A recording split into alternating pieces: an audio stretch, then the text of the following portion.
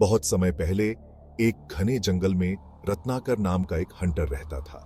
वो अपने और अपने फैमिली को खिलाने के लिए हंटिंग करता था। एक दिन जब वो प्रे की तलाश में जंगल में घूम रहा था, उसकी नजर क्रौंचा बर्ड्स के एक पैर पर पड़ी।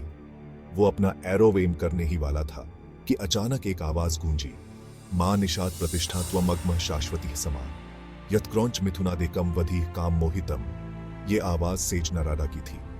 नरादा ने रत्नाकर को लव में डूबे हुए बर्ड को मारने की क्रूएल्टी और सिन के बारे में बताया।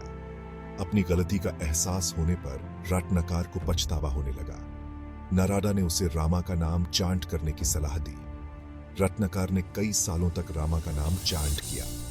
वो इतना इंग्रोस्ड हो गया कि उसके आसपास दीमक के माउंट्स बन गए।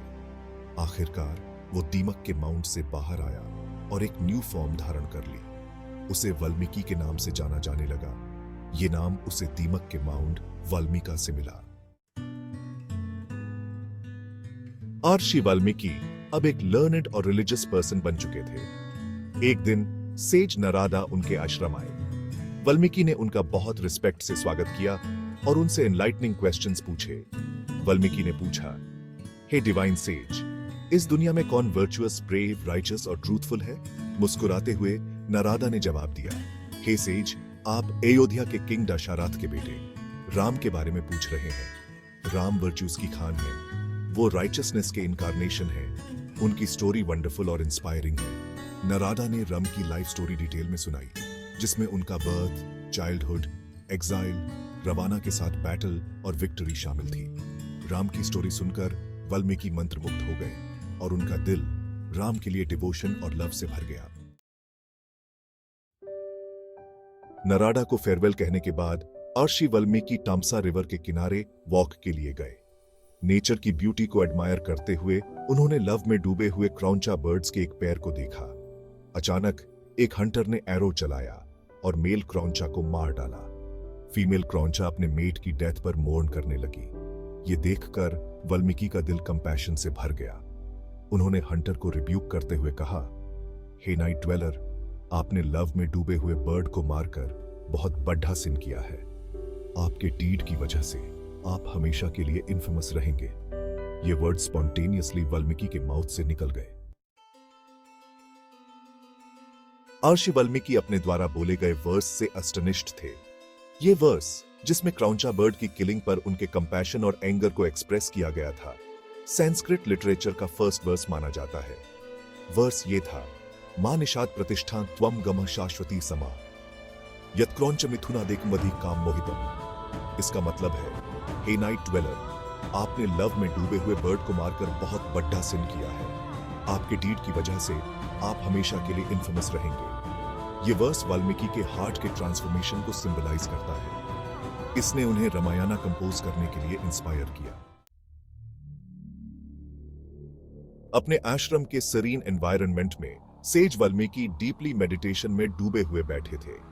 हंटर द्वारा क्रौंचा बर्ड की किलिंग का डिस्ट्रेसिंग सीन उनके माइंड में बार बार रिप्ले हो रहा था। तभी लॉर्ड ब्रह्मा उनके सामने प्रकट हुए। ब्रह्मा ने कहा, हे वाल्मीकि, आपके द्वारा कंपोज किया गया वर्स इटर्निटी के लिए याद रखा जाएगा। आपको रामा की डिवाइन स्टोरी लिखनी है। आपको रामा की लाइफ के सभी एस्पेक्ट्स का नॉलेज होगा। आपकी क्रिएशन रामायण कहलाएगी और ये पूरी दुनिया में राइचसनेस, ट्रूथ और लव का मैसेज फैलाएगी। वाल्मीकि ने लॉर्ड ब्रह्मा को बो किया और रामायण कंपोज करने की रिस्पॉन्सिबिलिटी एक्सेप्ट की। सेक्शन 6, अयोध्या का वैभव, दशरथ और उनके पुत्र। वाल्मीकि महर्षि ने अपनी दिव्य दृष्टि से अयोध्या नगरी को देखा। यह नगरी समृद्ध, वैभवशाली और धर्मपरायण थी। अयोध्या के राजा दशरथ थे, जो एक प्रतापी और न्यायप्रिय राजा थे। दशरथ के 3 रानियां थीं, कौशल्या, कैकेयी और सुमित्रा। दशरथ पुत्र प्राप्ति की इच्छा रखते थे। उन्होंने पुत्र प्राप्ति के लिए यज्ञ करवाया। यज्ञ के फलस्वरूप कौशल्या को राम, कैकेयी को भरत और सुमित्रा को लक्ष्मण और शत्रुघ्न का जन्म हुआ। सेक्शन 7, राम का जन्म, एक दिव्य अवतार। राजा दशरथ के महल में खुशियों का माहौल था। कौशल्या ने एक दिव्य बालक को जन्म दिया था। यह बालक भगवान विष्णु का अवतार था, जिसका नाम राम रखा गया। राम का जन्म चैत्र मास के शुक्ल पक्ष की नवमी तिथि को हुआ था। इस दिन को रामनवमी के रूप में मनाया जाता है।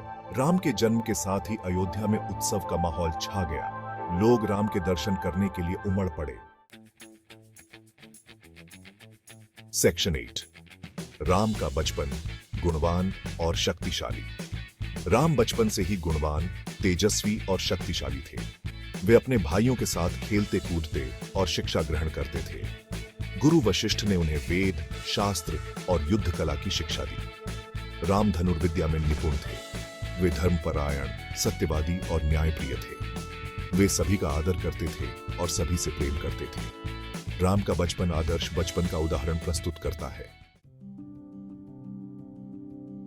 सेक्शन 9, बालकांड का महत्व, नींव का पत्थर। बालकांड रामायण का पहला कांड है। यह रामायण की नींव है। इस कांड में राम के जन्म, उनके बचपन और उनके परिवार के बारे में बताया गया है। बालकांड हमें राम के चरित्र, उनके आदर्शों और उनके जीवन के उद्देश्य को समझने में मदद करता है। यह कांड हमें भारतीय संस्कृति, धर्म और नैतिक मूल्यों की शिक्षा देता है। बालकांड रामायण का एक महत्वपूर्ण हिस्सा है जो हमें राम के जीवन की अद्भुत यात्रा पर ले जाता है।